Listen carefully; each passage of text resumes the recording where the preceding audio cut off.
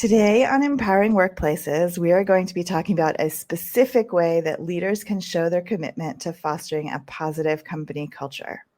Our special guest today is Dr. Meisha-ann Martin, Senior Director of People Analytics and Research at Workhuman.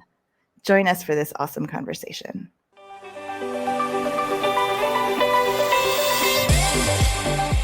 Welcome to Empowering Workplaces, a show for everyone who wants to make work better and more fulfilling. We are your hosts, culture designer Maddie Grant and organizational psychologist Sonia Lucina. Join us in today's awesome conversation. Hi, Meisha-ann. It's so nice to have you on the podcast. Welcome. As always, would love for you to share a bit about your background, who you are, and maybe even what our topic of today is going to be. Sure. So let's see. My background, I'm an industrial organizational psychologist specializing in how people experience work and also people analytics. I like to say I'm fanatically passionate about how people experience work. I think work is a central part of a life well lived. And so my personal mission is to help make work a positive experience for everyone using data and analytics for accountability, but also for insight and evidence-based practices to make work better. I think the most important thing to know about me is that I'm an immigrant and I came to the United States to go to undergrad and quickly realized, Maddie, that I was Black. And so that colored my whole school experience in undergrad and grad school and further my career. So I'm always looking to see what are the experiences of different types of people and how we can make for the most inclusive spaces and great work experiences for everyone, no matter who you are. Well, I love that. And I feel that because I'm also an immigrant. I actually, unlike you though, I came over as a baby. Okay. So I was born in Thailand, but I definitely have the same passion and, definitely agree with you on all of that. So as our listeners know, we always love to dig into data here. And I know as a people analytics person, you're super into that, which is great. So you sent us some data points, which I think would make a really great, kickoff to the conversation. The first one is about DE&I, so diversity, equity, and inclusion. And the data point is when asked how DE&I teams or initiatives are prioritized in the organization, 76.36% of managers said it was high or somewhat of a priority, while less than half, 45.74% of employees shared the same sentiment. So talk to us a little bit about this data point. Like, what does it mean that, managers think we're prioritizing this and employees don't really? Yeah. So a couple of things here. First of all, 76% of managers. I just want to start out with saying that should be 100%. I'm not satisfied with 76%, even if employees were also at 76%. Now let's get to the difference between what managers feel and what employees feel. So that number for employees is only around 46%. And what that suggests to me is the divide between what leaders and organizations think they're doing and what employees are feeling. And so to me, this signals a disconnect between people and their leaders, but also people and the organization. I say all the time, when people are putting into practice these diversity strategies, which are great in intent, make sure that when you're doing for people, you're consulting the people that you're trying to help, right? And I see that divide a lot. People in power have all these ideas, but they never ask the people that they're trying to impact, and they're not doing enough to get feedback around how things are landing either. It's so funny you mentioned that because I just read this, I guess it's a parable, just a story, a metaphor, just yesterday. That is exactly what you're talking about. So the story is that somebody is walking along a dirt road and they see a turtle, and they feel so bad for the turtle, that's walking along this road. And so they pick up the turtle and they put the turtle back in the ocean which is obviously nearby in this story. And they, talk to their colleague. They mention this to their colleague, and the colleague says, that turtle probably walked, for hours and hours and hours and hours to get to some mud to lay their eggs far away from the ocean. And you just set them back, all of this work. And so the moral of the story is ask the people, right. the turtle, right? Talk to the people that you serve, before you take on these ideas or these projects. Yeah. And it makes me think of a concept called ethnocentrism, where you're judging, one culture based on the lens of your own. And I think that there are parallels to the organization as well. So often we're doing what we think people should want or what we think they need. And we never bother to take a step back and really perspective take, right? Which involves the listening piece, but also the asking piece, but also the listening and hearing piece. Right. Exactly. So I'm a culture consultant, and we have a culture assessment. And in the aggregate data from that assessment, we see what we call culture patterns. And we don't measure DE&I specifically. It's sort of embedded in a whole bunch of different questions. But one of the patterns that we often recognize is sort of like walking the walk, or talking the talk but not walking the walk, which is a similar thing to what you're talking about, right? Where maybe in this particular example is in the case of innovation, where companies score really high on the concepts of innovation, creativity, ideas, learning, all that kind of stuff. But they score much lower on the practices of innovation, which is, can your people experiment? Can they take risks? These kinds of actual practices. And what you're talking about here sounds like a similar kind of pattern, right? Where maybe, or I guess my question to you is, is it possible that this pattern's also in the data that you're sharing, where maybe managers like to talk about DE&I, but maybe it's not even really reflected in how they're acting, resulting in how employees are feeling, and that disconnect. That's right. I think there are a couple of things at play here. So the first thing I want to say is I listened to that podcast about your culture assessment. Phenomenal. I was thank you. I was very, very intrigued and impressed. But yes, I agree with you on the disconnect between what you're saying and what you're doing. And I feel like at the organization level, we saw this a lot after the George Floyd murder, where organizations knew that this commitment was the right thing, but they didn't have the muscle, or I dare say the motivation to actually do the work to make it a reality. And then on the individual level, we know how humans are. We can have the best of intentions, but we have default behaviors that we fall back to when things are comfortable. And so if we're not constantly, doing the interrogation of our own behaviors and making the work to make inclusive behaviors a habit, we fall back to what we know. And I think this is where people analytics is so important, because sometimes this disconnect becomes hidden, or sometimes these experiences of marginalized groups are not visible to the broader organization. And so using analytics in a thoughtful way can help surface that and go, hey, we really need to take the steps to make these behaviors part of our culture so that people can really feel what we're intending. So, of course, agree with you 100%, but can you talk a little bit more about the people analytics side? Because I think that's really, really fascinating. Yeah. And I know from a business discourse perspective, we know the good reasons to have, diversity.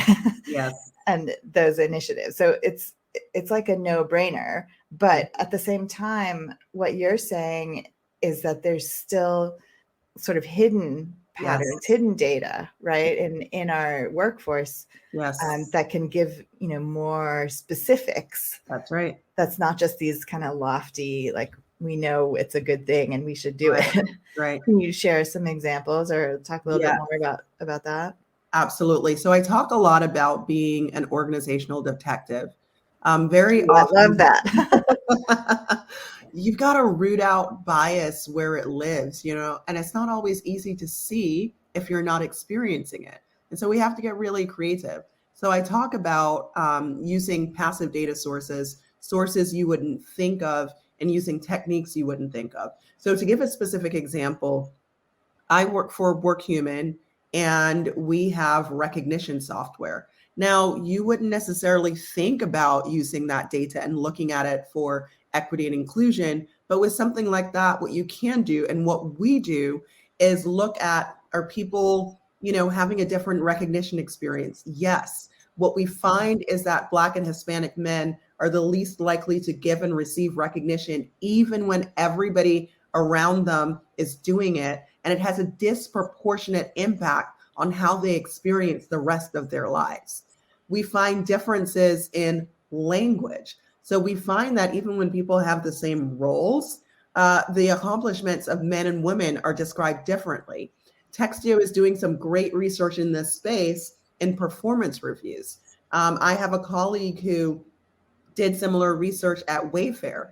These biases creep into our everyday practices and then have impact on outcomes like promotion, whether or not you're considered a high potential or a successor. So we really need to get creative in how we're looking at our organizational data and examining it for bias. Wow, that's so interesting. I'm like, my mind is going in a bunch of different ways. Like, and I think what's interesting about it, and I mean, we know, those of us who care about this topic sort of know about unconscious bias, right? Like, we know that it exists. Mm-hmm. But I think knowing that sort of theoretically and seeing it, recognizing it in our employees' data and Mm-hmm. behavior, and then next step is in ourselves, right? Like, how are we acting in a biased way? Mm-hmm.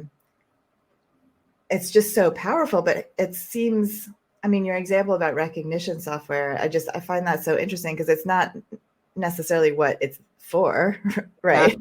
Exactly. And so that's the point. You have to interrogate everything. Everything. So where would you start? I mean, I think hiring is a big topic Of where, course. these things are kind of surfaced. Is Mm-hmm. that a good place to start? Well, I would actually start even before hiring. So, who is your organization attractive to and why? Is it equally attractive to different types of people? Are you getting interest from different kinds of applicants? And then once you look at that, what are your processes? I recommend breaking down every step of your recruiting and hiring practice and examining those steps for bias. I remember early in my career, I was responsible for pre-hire assessments. And those of us in this space know that cognitive ability assessments are notoriously biased. So solved for that in that organization, managed to root that out. Then lo and behold, we were still having issues in terms of, differences in hiring for different types of people. When we worked our way backwards, the issue was with the recruiter interview. And so what we needed to do was to implement a structured interview, because our recruiters were saying things like, "Oh, I just know when somebody's going to be great." Oh yeah.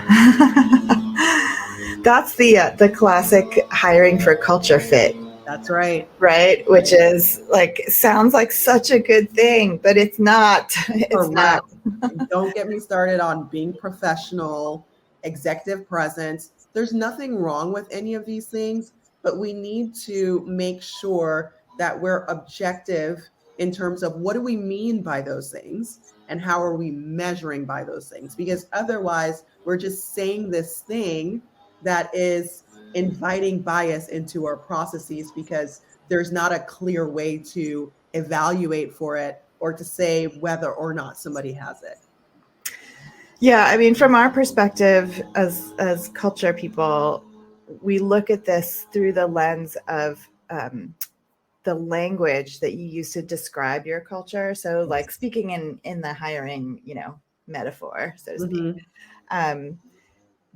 There's lots of cliches and just really vague language about what it's like to work somewhere, right? So what we're trying to do with our culture assessment specifically, but just in all of our work, is get people to really have like granular, really descriptive language around what their culture actually is, like how people collaborate, how information is shared, all of these different things. But through that is to get to what you're talking about, which is the ability to actually measure against those things. That's right. Right. So that the culture fit part becomes like very clear and open. And maybe you have to let some people go eventually because they don't fit the culture that you want to be. That's but those people are clear about why they're no longer fitting. If it's a culture, we work with a lot of groups that are in transition, right? Changing. So bias lives and thrives in the absence of objectivity.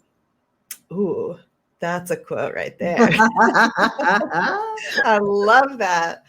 I love that because that just makes me feel really good about this work, because I really feel like the ability to have, really strong language, strong meaning powerful and descriptive and specific language, like it helps with these things, because otherwise it's all vague, right? That's where like the danger lies, I think, a lot of the time. And you can extrapolate that to performance reviews, right? Like, what does it take to be great in this role? What do we mean when we say you're top talent? What behaviors do those people have to demonstrate? A successor for this role needs what and for why? So yeah, the more we can get objective, the less of a chance bias has to live and breathe. So in one of your data points, this one is specific to recruiting, we had a similar conundrum, which is where when asked if the organization does a great job of prioritizing DE&I in hiring and recruiting, 83.23% of managers said yes, while only 64.16% of employees said the same. So tying that to what we were just talking about, does that mean that the potential clarity in the processes that are put in place to help with this are just not known to some percentage of employees, maybe? I mean, I think that is a possibility. What I tend to see in practice is for leaders and organizations to take a bit of a cop out, right? And this is a bit of a controversial opinion, but I love those. I was having a conversation with someone the other day, and there's so many different aspects of diversity. You can have diversity by national origin, diversity by race, ethnicity, gender, neurodiversity. And I think it is a very human tendency to go, hey, we're doing well at diversity. Look, like our company is 50-50. And what happens is when organizations declare victory, but they're not doing well at the aspect of diversity that's most salient to you, it's very easy for that gap to occur, because you're going, but wait a minute, what about, insert aspect of diversity here, right? Yeah. So, I mean, that's back to your original point around the whole George Floyd situation and all of the things that happened at that time with companies, putting out statements and all of that. I think there's still a general feeling of maybe lip service to this, Oh, yes. So, and I don't want to cut you off, but I do, because it's not just a feeling. There was a I believe it was in the New York Times, so don't quote me on that.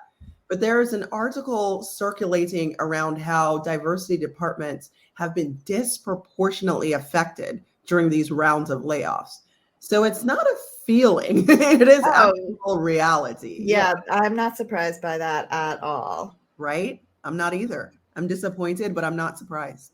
Yeah. Yeah, there's actually another, I wish I had it to hand, but there's a website that lists all the companies that have put out statements, Yes. and then it compares what they say to what their actual practices are. Mm-hmm. And I thought that was just a really awesome way to call people out to, or call companies out for, Yeah. Or as Dr. Bernice King says, call them in, right? Hold them to account, right? Because yes. this is accountability is such an important part of this work, because we get distracted, right? Like it's a tough economic environment right now. Maybe we're off doing I don't know, right? This is the kindest way I can think of to phrase this. But if we are publicly holding these companies to account, things start to happen. So yeah, I would love that resource. Yeah, I'll dig that up, and I'll definitely put it in the notes to Yeah. the episode, because it's really, really cool. Mm-hmm. So the third data point that you sent us was about the stated value and priority of the organization. So again, similarly, the majority of managers agreed that diversity is a stated value, Mm-hmm. compared to only 70% of employees. I think this one is closer in percentage, which maybe is some good news. But do you see, or how important do you think diversity as a core value, a cultural value, how important do you think that is for people nowadays, as they're looking for a job? Yeah. So I know what we're seeing in the data is that diversity is important, even to white people, right? Mm-hmm. There are more white men, this is so hopeful, that are now allies and saying, hey, diversity is important to me. And what my company is doing with diversity is an important thing to my engagement and to whether or not I want to join another company. So I would say that the answer to that is a resounding yes. There are more people, I think, now more than ever, who are considering this important. Another thing that I would point out with this data is that, the power structure in organizations is typically that managers are less diverse compared to the employee base, right? So that's another reason why I think that there are these differences in numbers. So you have employees who tend to have more aspects of at least visible diversity anyway, and they're saying, yeah, not so much. Like I'm calling a little bit of BS on this, right? Yeah. Where maybe if you have less of those elements of diversity, you're like, yeah, everything's fine. So, tell me a little more about what you do at Workhuman, specifically in relation to this topic. Are there any particular initiatives or projects, or cool things that you'd want to share? Absolutely. So it's interesting, in the beginning of my career, I was always doing people analytics with a diversity lens. And I still do that at Workhuman today, using recognition data, but also linking inclusive recognition programs to business outcomes. So, for example, for one Nice. client, we found a couple of times over 2 different years, as researchers, we love replicability, right? We found for this client that for hospitals in their system that had inclusive recognition programs, which means that people with different aspects of diversity were getting recognized, they actually had higher patient satisfaction scores. So we found that a couple of times. So that's an Wow. example of the type of work we're doing. And in terms of initiatives, we've rolled out this feature called the Inclusion Advisor, and the natural language processing part of our analytics team has come up with this taxonomy of microaggressions and other negative language, and it took them years. And so for our clients who are using this, when people type a recognition message, if they choose to use that inclusion advisor, it will highlight phrases that are potentially problematic and tell them why. So for example, one of the things we're seeing for women is something that we call faint praise. It seems like you grasped that concept really well. Well, did I or didn't I? You can say that like with more confidence so I feel better about what you're trying to say. And the other part of that feature that I like is that some of our clients are also using inclusion reflections as part of that experience. So giving people nudges on things like, hey, this seems to be a group recognition, like you're recognizing a group of people. Did you leave anybody out? Are you giving everybody the right contribution that is related to their contributions to this particular project? So we're seeing really great results of this nudging and micro coaching. Our first client to roll this out, which was Merck, we actually were able to see a decrease in negative language over time. So we're really, really excited about that. So I love it. That's so cool. And it just makes my mind just race in terms of, we like all of AI needs this basically. Right. Like ChatGPT, put in a prompt and it, it tells you. But it also makes me think of an existing Gmail plugin, and it's called Just Not Sorry. Have you seen this? And it's for an individual, and you activate your little plugin, and it basically underlines every time that you as a email writer apologize for something. And of course, women are constantly saying, sorry, but do you mind if, or we use the word just. I was just checking to see, and it tells you every time when you do that. And in terms of what's so powerful about this thing that I've been talking about for years and years is that it's like what you're talking about. It's a little nudge, but you see this little nudge enough times, then you start to recognize it and you stop doing it, and as a woman, when I was starting out, I had a consulting firm, like 15 years ago. And I was pretty young and Asian, so I looked even younger. I was. So that's when I found this thing, and I just really used it a lot because I was like, I want my clients to know that I am capable, of providing the advice that I say I am, even though I might look like I'm, 15 years old. So it's really cool. And I love that concept of nudging. And I think we have collectively a lot of work to do to build in some of these kinds of tools into AI and all of the new things that are coming down the pike so that it becomes much more second nature. I think nudges are the next frontier of turning inclusive intentions into actual inclusive actions. Like we did this weird and wrong thing, in my opinion, where we made the racist the big bad wolf instead of saying, cognitive shortcuts are part of the human existence and we just need to be aware.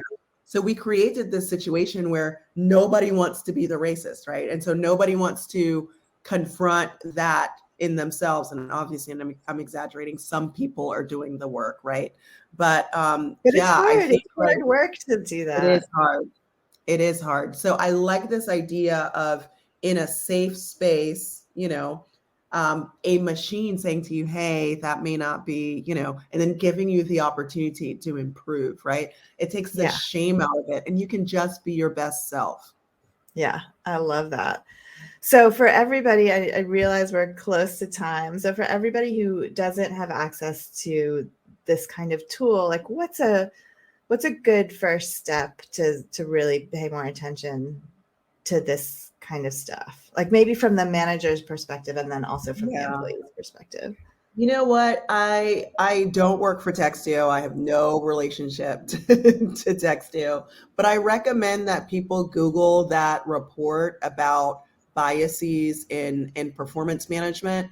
And from a manager perspective, now you can start to be aware of how this can perpetuate and how you evaluate the people that report to you and how you talk about talent in your organization. for individuals. Being armed with that knowledge, I think, allows you to advocate and empower for and gives you some empowerment around your own career. So for example, if you're a woman and you're getting told you're not confident enough, what exactly does that mean? And can you give me an example of a time when I was not confident and how that had a negative impact on my performance? So I think, arming ourselves with the data and the research can give us clear advantages in terms of whether you're a manager trying to do better for other people or you're an individual trying to do better for yourself. Well, I love that, Meisha-ann. This was such a great conversation. Thank you so much for joining me on the podcast today. And in case anybody noticed, poor Sonia was not here today with us. She's at a conference today, but she's going to be just so sad to have missed this great conversation. And of course, we miss her. But we will see her next time. And thank you again. And thank you to all our listeners. And we will see you again on the next podcast. Thank you so much for having me. It was my pleasure. Your culture has changed since 2020. It's time for a culture assessment. Our WorkXO assessment measures 8 culture markers that are super relevant to your ability to navigate constant change. Things like agility, transparency, collaboration, and inclusion. And it tells you whether you have the archetypal culture patterns that might be holding you back. In just a 15-minute email survey, you'll learn actionable insights to help you thrive in today's environment. Get yours today. Learn more at propelnow.co.